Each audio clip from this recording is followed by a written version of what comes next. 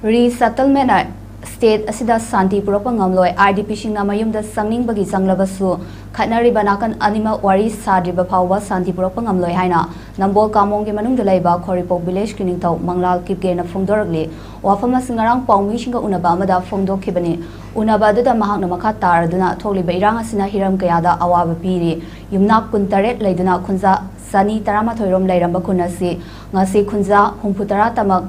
Lairabasu, Humputara hen Batamak Lairabasu, Kangpokpi district Manung Chanbana, Langak Napirak Liba relief material, Madam Chana Pangdabagi Awabasu, Mayoknari, Masigi Matakta, Ana, Lying Pam Laitabana, Amukehena, Wahali Haike, Masidanatana, Langak Napaikala Liba, Resettlement Yukongtang Asina, State Asigi Irang, Hanzilan Bangangani Haiba, Tazabangam de, Katnari Banakan Anima, Wari Sarba, Matam Data Purak Pangangani Haiba, Pamsim Phongdoke. Awa ma yo wa hiba city kanasu wa de balai roi anduga point ama ahan ba dadi ki bagi ama chaba thak bagi ama ahum su ba dadi se koi chathuk chansing ko se ahum sida khara wa ba le koi se hana 27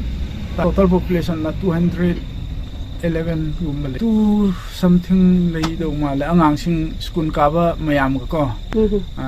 khoi mama mapa yum da leira ga angang sing si chu chanpur kang pu pi da school ka ba adu halla ga Christmas di dum yaw ga ko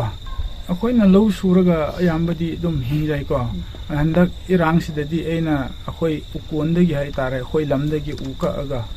adoga khoi relief camp da gi chiang khara phang ba du gum ba da maintenance dum to MLA sing matiang haibadi khoina pambadi mayam pamgani ko matiang haibadi singnairga chaba thakba liptarega ana ayik leitraga loire adubu khoi hujik kisida leiba kangbu gi di khoidagi aina appeal tawningbadi health center amagumba khoi sigi si area si macha sigi ko sub center gumba ma leibiredi khoi su yam